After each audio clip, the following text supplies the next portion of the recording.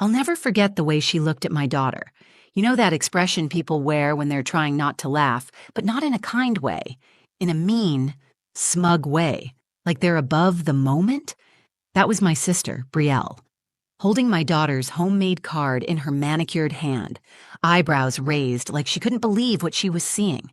She tilted her head slightly, then said it, sharp, cold, and loud enough for Lila to hear. "She's not even smart enough to spell my name right." And just like that, the whole room changed. My daughter, Lila, just stood there, 7 years old, wearing the little sparkly headband she picked out herself, fingers still sticky with glitter glue and birthday cupcake crumbs. She didn't say anything at first. She just looked at her aunt, blinking slowly, like she was trying to figure out why someone she loved would say something like that. I froze. Not because I didn't know what to say, but because I knew that anything I said would blow up into something bigger than the moment deserved. And I didn't want Lila caught in that. I wanted her to have one nice afternoon with her aunt. Just one. But then, without missing a beat, Lila held her chin up, looked Brielle right in the eyes, and said something that didn't just shift the moment. It shattered it. She said, "I spelled it like Dad spells it in his texts to you." Let me take you back to how we got there. My name is Olivia. I'm a single mom, 36, living just outside of Columbus, Ohio. I have one daughter, Lila, and I'd move the sun for her if I had to. She's this beautiful, whip-smart, artistic little soul, big brown eyes that notice everything. The kind of kid who makes birthday cards weeks in advance and hides them in places she thinks I won't find them, like the freezer. We were baking cookies that morning. Lila wanted to make Aunt Brielle's favorites, chocolate chip with sea salt. She insisted on folding the flour in herself, even though half of it ended up on the dog. The whole time she kept talking about the card. She had been working on it for 3 days, picking out stickers, drawing a big blue sun in the corner, writing "Happy Birthday, Auntie Brielle" in purple marker. She asked me how to spell it the first time. I told her. She frowned, then ran off. Said she wanted to do it her way. That's the kind of kid Lila is. She listens, she watches, but when she decides something, she wants to own it. Now, Brielle, my sister, she's complicated. We haven't always been close. She's the type who hosts wine tasting parties but doesn't like hugging people. She's always been a little hard to read. Fancy job in PR, never had kids, never really got kids either. But Lila adored her, called her the shiny lady. She thought Brielle was elegant, smart, special. So when Lila asked if we could go to her birthday gathering and give her the card in person, I said yes, even though my gut told me we'd probably walk into one of those polite, cold environments where kids are more tolerated than welcomed. We showed up, card in hand, cookies in the other. Lila was bouncing, practically glowing. She walked up, said, "Happy birthday," and handed Brielle the card like it was the greatest treasure she'd ever made. And Brielle barely looked at it. She glanced once, scoffed, and muttered the words I will never forget. "She's not even smart enough to spell my name right." Right in front of her, and maybe for a second Brielle thought she was being funny, that it was harmless, that kids forget, that I wouldn't say anything. But she forgot one thing. Lila is my daughter. And what Lila said next didn't just catch Brielle off guard. It exposed something much deeper than a misspelled name. I spelled it like Dad spells it in his texts to you. I felt the air leave the room. Brielle went completely still, the kind of stillness where your face is working hard not to show emotion, but your hands are already betraying you. Her fingers folded the card in half, then unfolded it, twice, eyes darting, trying to figure out if what Lila said meant what it sounded like it meant. And I stood there, holding my breath, not because I didn't want to speak, but because I realized Lila already had. It started like any ordinary Sunday. Cold outside, but cozy in our little house. The kind of cozy you only get when you've been up since dawn, baking with your kid, still in pajamas, music playing in the background, and the smell of vanilla in the air. Leela and I had been planning this day all week. We woke up early because she wanted everything to be perfect for Aunt Brielle's birthday. Not just the cookies, which had to be chocolate chip with those flakes of salt on top like the bakery does, but the card, especially the card. To most people, it's just a folded piece of construction paper. But for Lila, it was so much more. It was her way of saying, I love you, I want to matter to you. I watched her sit at the kitchen table, tongue poking out the side of her mouth while she carefully glued each sticker, tracing over her letters twice just to make them bold. She asked me how to spell happy birthday, and I helped. Then she asked how to spell Brielle, and I paused. I knew how to spell my sister's name, obviously, but I hesitated, not because of the spelling, but because of what that name meant to me in that moment. Brielle and I weren't close growing up. She's 7 years older than me, always more polished, more distant. The kind of big sister who didn't really play with you but reminded you not to touch her makeup. As adults, we drifted further apart, mostly because we're just wired differently. She likes everything structured, image conscious. I've always leaned into the mess, the real, the raw. Parenting forces you to. When Nate, my ex, walked out 2 years ago, Brielle didn't exactly show up. No casseroles, no late-night phone calls, just a cold, sorry to hear that, you'll figure it out, you're strong. That was her idea of comfort. And while I appreciated the vote of confidence, I would have traded it in a heartbeat for someone just sitting next to me while I cried. To Lila, Brielle was a star. She wore heels that clicked on hardwood floors and smelled like expensive perfume. She drove a shiny white car that Lila called the spaceship. Brielle was magic to her. And so, when Lila asked if we could bring the card and cookies to her in person, I hesitated. Not because I didn't want to see my sister, but because I knew how easily she could disappoint a kid who still believed the best in people. Still, I said yes. Because that's what you do as a mom. You take calculated risks, hoping your child will walk away a little stronger, not more bruised. So, we packed the cookies in a tin. Lila insisted on using the one with snowflakes, even though it wasn't Christmas yet, and she tucked the card in her jacket right next to her heart. She didn't say much on the drive over, just stared out the window, humming to herself. I could see her little foot bouncing in anticipation. My stomach was doing the same, but for very different reasons. We pulled up to Brielle's townhouse. Everything was crisp, white, and styled. Even the front wreath looked like it had been arranged by a professional. Lila reached for the cookies, her other hand still clutching the card. Before we rang the bell, I knelt down beside her.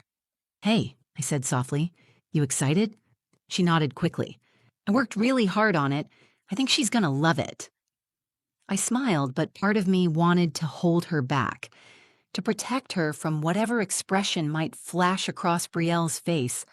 When she opened that card and realized the I in her name had a heart over it, or that Brielle had a missing E at the end. But I didn't.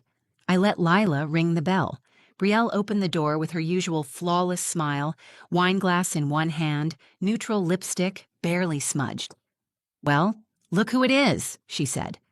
Lila stepped forward, holding out the card like it was sacred. That moment, that tiny hand offering something made of glitter and pure love, is the moment I keep replaying in my mind.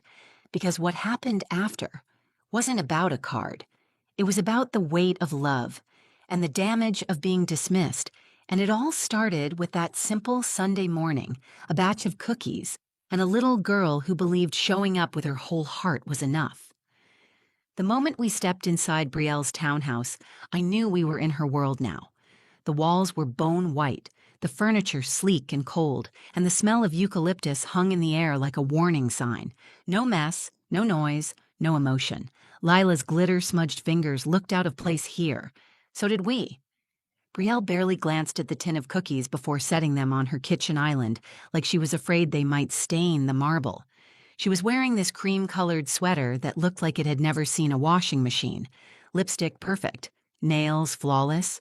No hugs, just a thin smile and a, you didn't have to do all this. Lila didn't notice the coolness. Or maybe she did, but was too determined to make this a good birthday.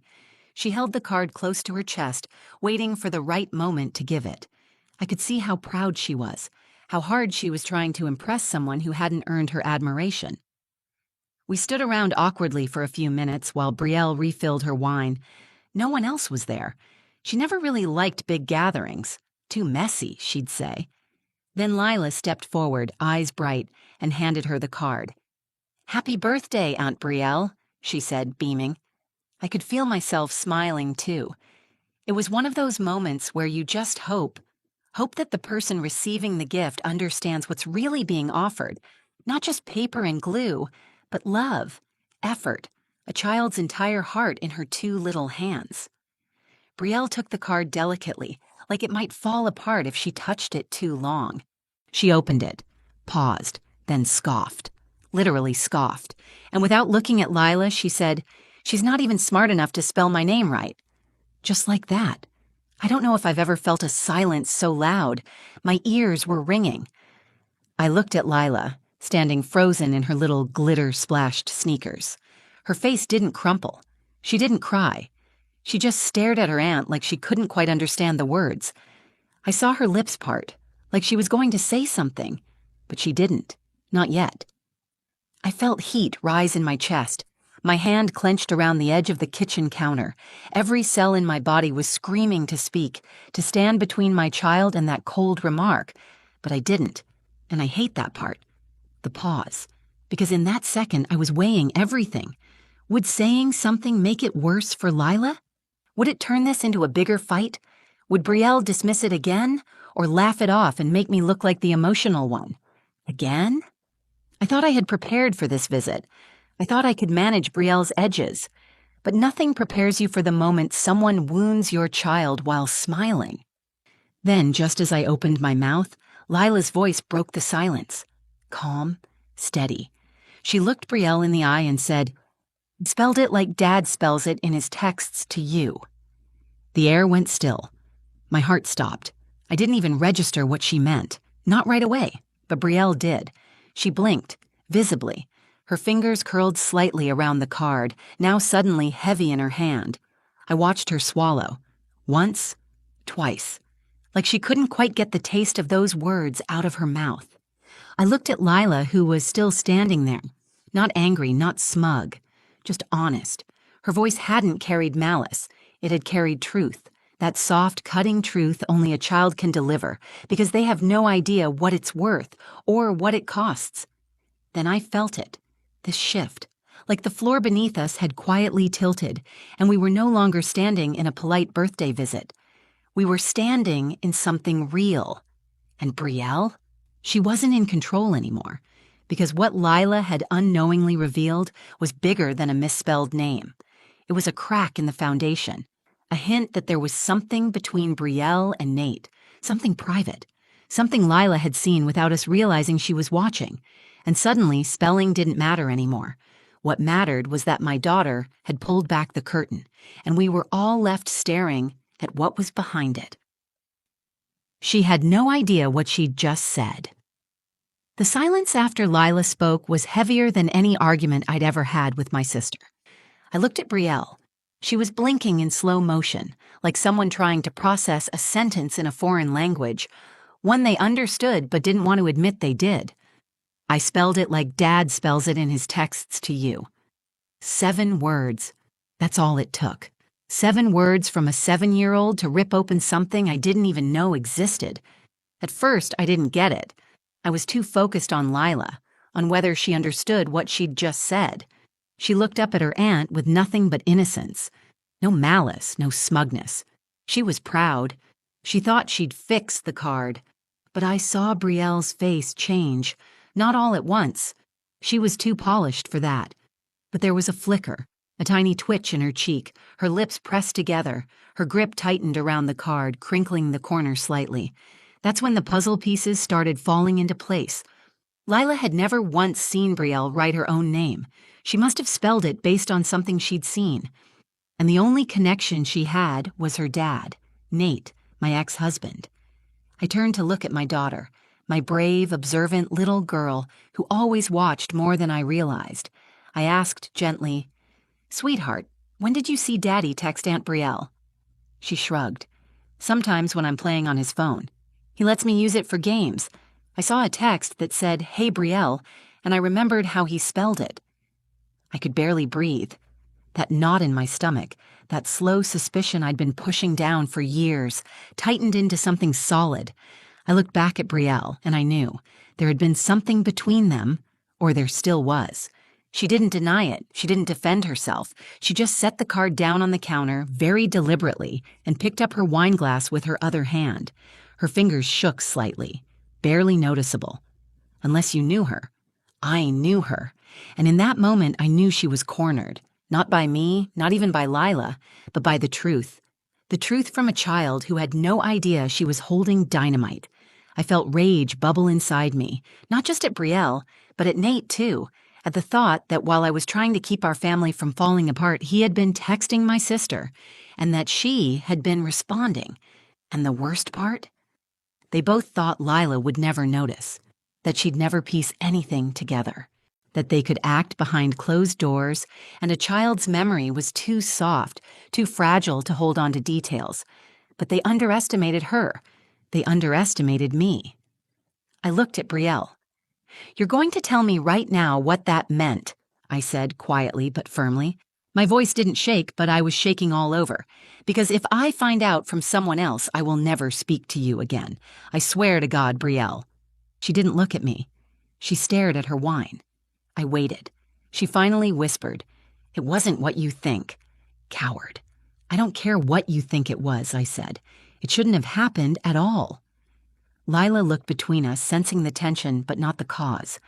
"Did I do something wrong?" she asked, voice suddenly small.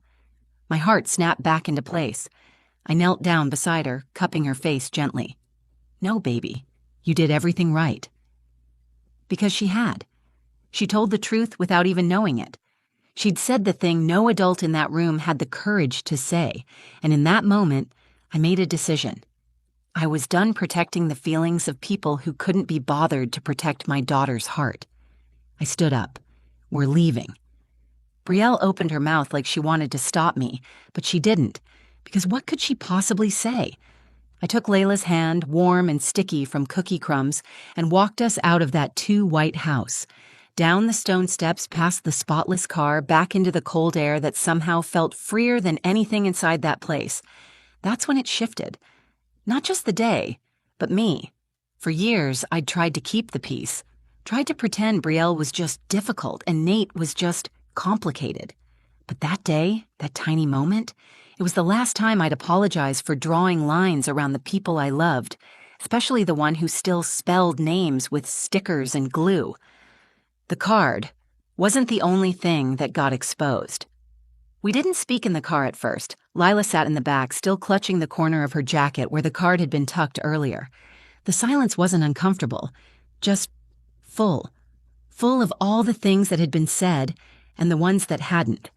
I kept one hand on the steering wheel and the other resting near my phone, which buzzed twice as we pulled out of Brielle's neighborhood. It was from Nate, as if summoned by the storm. The first message said, "Hey, I heard you went by Brielle's today. Everything okay?" The second, "She just texted me. Said Lila said something weird." My throat tightened. Weird? It wasn't weird. It was true, and that's what made it so heavy. I didn't respond. I couldn't. Not yet. Because something had snapped in me back there. Not in a loud, dramatic way, but in a final, soul-deep kind of way. Like a string had been pulled too tight for too long and finally gave way. Brielle could have lied. She could have made something up, brushed it off, blamed Lila, claimed a misunderstanding, but she didn't. She said, "It's not what you think," which was just a confession wrapped in cowardice. It was what I thought. And worse. The timeline started to come together now. The way Brielle always took Nate's side when we were arguing. How she seemed to understand him in ways I never could. How he once joked that Brielle was the only sane person in your family when we fought. At the time, I thought it was just a dig at me. Now I knew it was something more. I glanced in the rearview mirror.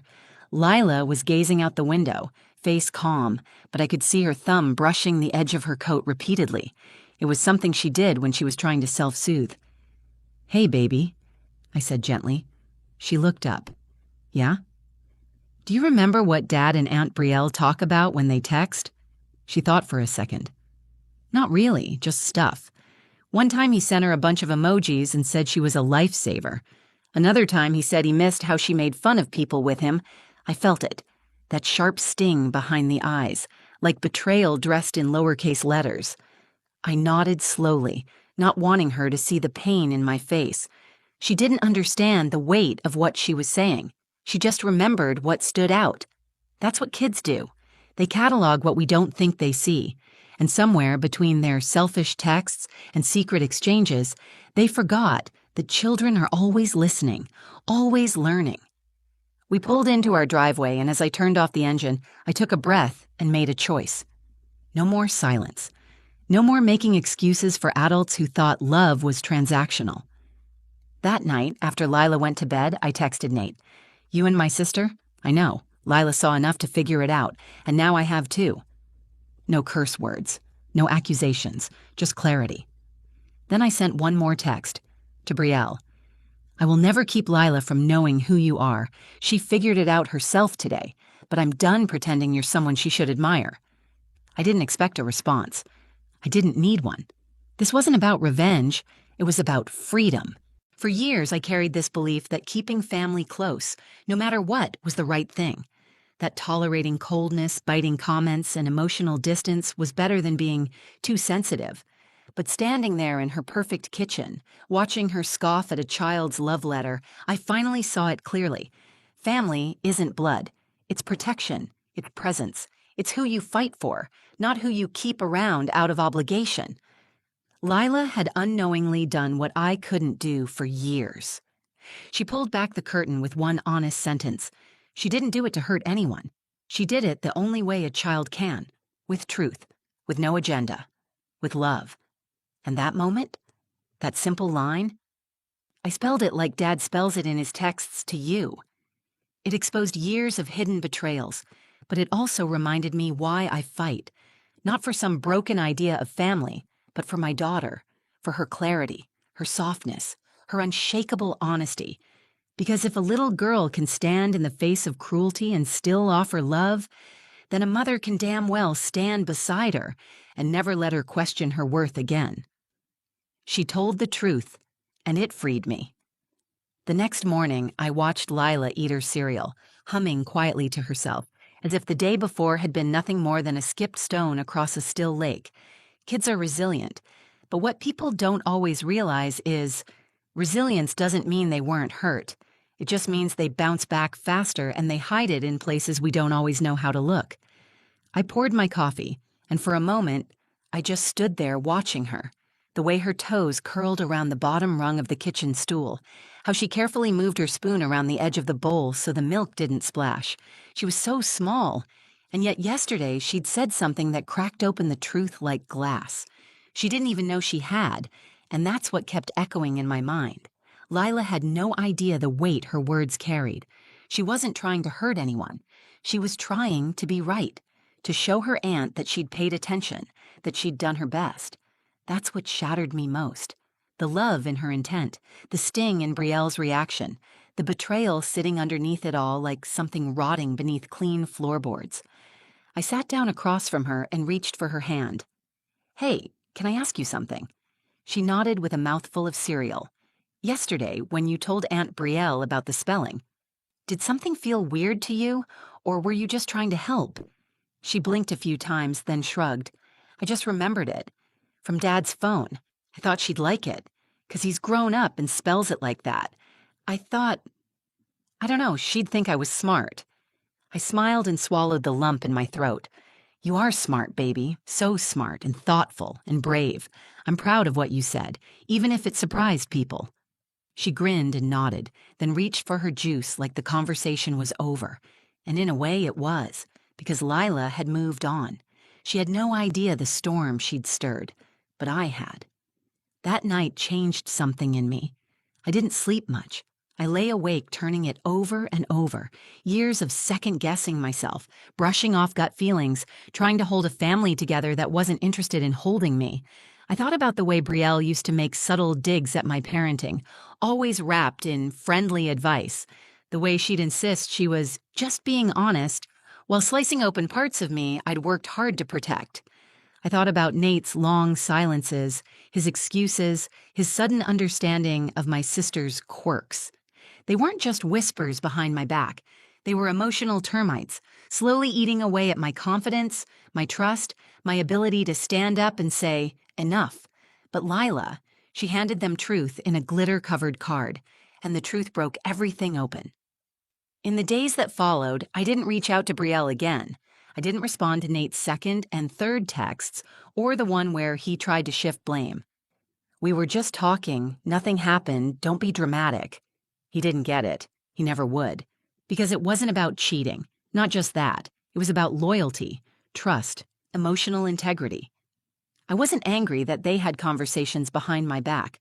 I was angry that they thought it didn't matter, that they thought I wouldn't notice, that they thought Lila wouldn't. A week later, I sat down with my daughter and we made another card.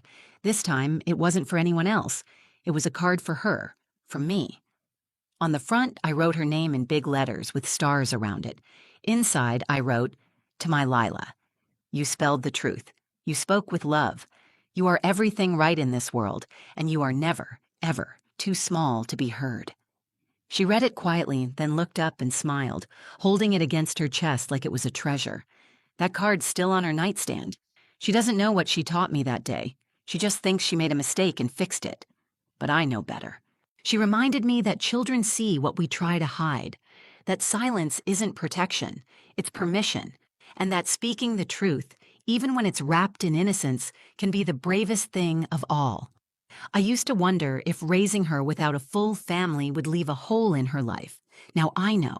I'm not raising her with less. I'm raising her with truth, and that will always be enough. Thanks for listening to our story. If you've ever had someone underestimate your child, or if you've had to find strength in the middle of betrayal, I hope this gave you something to hold on to.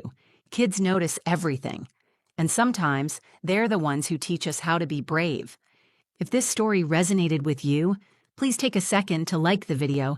It really helps more people find it. Share it with someone who needs to be reminded that honesty, even when it's small and quiet, can change everything. And if you'd like to hear more true, personal stories like this one, subscribe to the channel and hit the bell so you don't miss the next one. Tell me in the comments, has a child ever surprised you with something they noticed or said? I read everyone, and I'd love to hear your story. Until next time, and take care of yourself and take care of your people.